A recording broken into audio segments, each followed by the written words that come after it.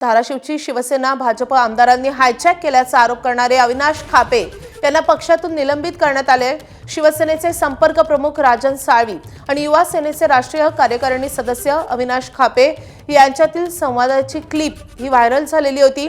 शिवसेनेची जिल्हा परिषदेची तिकीट भाजप आमदार आणि त्यांच्या पुत्रांनी वाटल्याचं ऑडिओ क्लिपमध्ये नमूद करण्यात आलेलं होतं। या ऑडिओ क्लिप व्हायरल झाल्यानंतर राजकीय वर्तुळात एकच खळबळ उडालेली होती। पालकमंत्री प्रताप सरनाईक यांनी खापेंवर कारवाईचे संकेत दिलेले होते।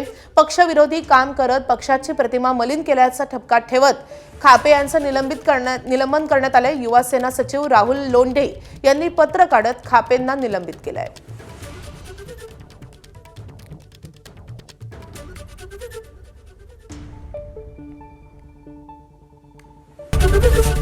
एबीपी माझा, उघडा डोळे बघा नीट।